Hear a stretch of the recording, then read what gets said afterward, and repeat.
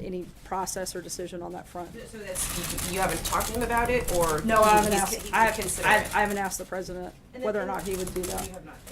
Can you I clear think up? before we start discussing the pardons for individuals, we should see, what happens in specific cases too. So is it fair to say it's on the table? No, I just said I haven't had the conversation with him because I don't feel that it's necessary until, you get further down the road and determine whether or not that's even something needed. Hallie? Two quick ones for you, and just as a statement of fact, when did the president know that Mike Flynn lied to the FBI? As I said earlier, I referred you back to John Dowd's clarification, and I would. I'm asking for a date. When did he find out? Was it when the announcement was made Friday? Was it prior to that? Again, I'm not aware of those specifics, but I would refer you to John Dowd for that specific question. Dowd has been I would on actually responsive to refer that. you to John Dowd on that specific question, since second it's a legal question, too, matter. but I just wanna I'm not make a- allowed to weigh into. No problem. The point to you, you have weighed in on other special counsel matters before, and it's just a statement of fact of when, during the administration, what day the president discovered this lie issue. And I'm telling you as a statement of fact that you should contact John Dowd. Doesn't seem that hard. Stephen? Questions on Roy Moore. Sarah, you said just a minute ago that the president would want somebody in the Senate who supports his agenda versus one who does not. Excuse me, and I just want to clarify here then, is it the White House's position then, sort of formally here, that it is worse to have a Democrat in that Senate seat than somebody who is accused of sexually abusing a teen girl? Look, as I said, we find the allegations to be troubling. And why did the president endorse? Look, I think that those are different things in terms of we aren't going to be the ones to determine that process. That's for the people of Alabama to determine what those things come down on. He does want people that support his agenda. He's not going to obviously support a Democrat. And I think if that's our standard, then we need to look at a number of members of Congress that have had allegations brought against them that are still in office. Stephen? Thanks, Sarah. I do want to nail something down with respect to John Dowd and what he's been telling us in the last couple of days. He's argued that the president cannot be charged with obstruction of justice because he is the chief law enforcement officer in the country. That's his opinion. Does the White House share that opinion? Has the White House counsel's office looked into this question? Does it share that perspective? Look, I'm not going to get into a back and forth on legal theories, but I can tell you, as the president has said, there's no collusion, there's no obstruction, and that we're confident that the facts will show that when this is wrapped up. What do you Jim? make of the whole notion of obstruction of justice, though? I mean, it's been discussed in the last couple of days. A lot of people have been talking about it. What do you think about it? I'm not an attorney, and as far as I know, only John Decker in the room is. And so, if you want to ask him legal questions, you certainly can. I don't know if he'll answer them, but that's as far as I'm going to go on that. Jim? I'm not an attorney either. Let me ask you about. I know, that's why I didn't call you out. Thank you, I appreciate that. This decision on Jerusalem, is the president concerned that there could be violence as a result of recognizing Jerusalem as the capital of Israel? Has that been looked at by this White House? A number of things have been looked at that have been weighed into the president's decision, but as I said a few minutes ago, I'm not going to get ahead of his remarks, and we'll be certainly happy to address those at a later time. On Roy Moore, just very quickly, the folks got a couple of questions. Isn't there a moral decision that you're making here?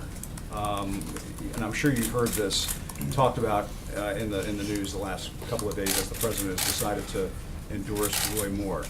This is somebody who has been accused of child abuse, of molesting children. How can that vote in the Senate be that important that you would take a gamble on somebody who has been accused of molesting kids? I think that's of something, harming as I've somebody who's said, underage? as I've said, that's something for the people of Alabama to decide, and that's up for them. Wrestled with in any way? Has he wrestled with that question? As I said, we find the allegations very troubling, and again, this is up to the people of Alabama to make that decision. I'm not a voter in Alabama and can't make that decision.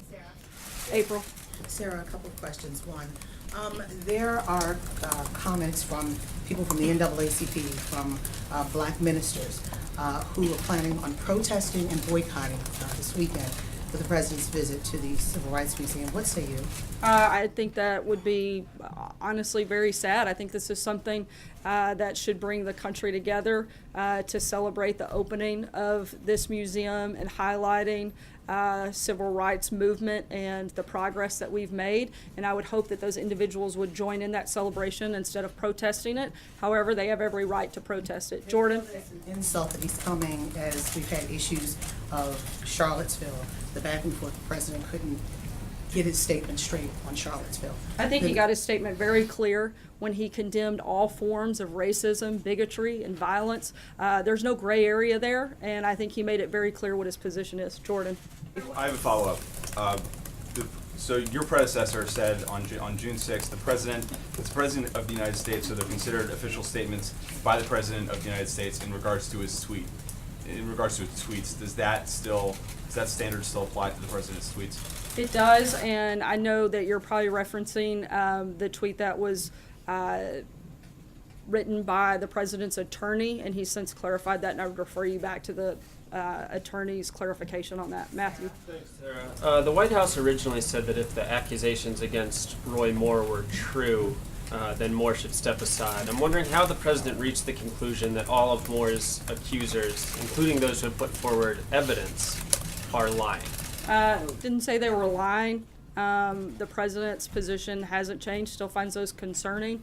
But as we've also said, the president feels that he would rather have a person that supports his agenda versus somebody who opposes his agenda every step of the way. And until the rest of that process plays out, you have a choice between two individuals, and the president's chosen to support Moore. Even if that person who would support his agenda has done what Roy Moore's accusers have said he's done? Again, we've said that the allegations are concerning, and if true, he should step aside, but we don't have a way to validate that, and that's something for the people of Alabama to decide, which we've also said, and we maintain that, and ultimately it will come down to the people of Alabama to make that decision. Brian. Just to follow up on one more bit, are you saying that, you're saying let the people decide, but this administration has endorsed Roy Moore? Why endorse him if you want the people to decide? You're influencing the decision by endorsing him. And secondly, are you saying that no matter who runs as a member of the GOP, it's okay as long as you are in lockstep with the president and vote the way he wants? Once again, I'm not going to get into every person that could or couldn't run for office person. down the line. person. Hold on, I'm going to finish answering the question if you'll Sorry, allow me I'll to. right back. I'm not going to address, you asked, the end of your question was every person that runs for office. One, I'm not going to weigh into because I don't know who may run for office. But what I can say, the president made that decision, and he decided that it was better to have somebody that supports his agenda than a Democrat that doesn't. Again, it's still up to the people of Alabama to decide. They're ultimately the only ones that can vote in that election. We'll see what happens. Major? Sarah, one issue that you may have seen this morning is the White House or the President at any level considering creating a global or regional spy network that would circumvent the U.S. intelligence apparatus and serve the President outside of the normal and legally defined intelligence gathering mechanisms? I'm not aware of any plans for something of that definition or anything similar to that at this time. The President would be opposed to that. I haven't had that conversation with him, but I'm not aware of any plans for anything like that moving forward. Your official has been briefed on that idea or has been discussed at any level in this administration? I haven't done a full survey of every member of the administration, but I can tell you as of right now, that's not something that's currently being planned and not something that I'm aware is moving forward in any capacity.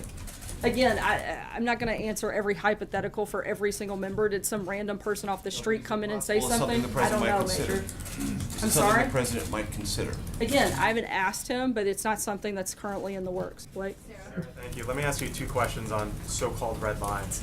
If Robert Mueller ends up looking into the president's finances, or if he has already looked into the president's finances, does this White House believe that is a red line, and if so, why?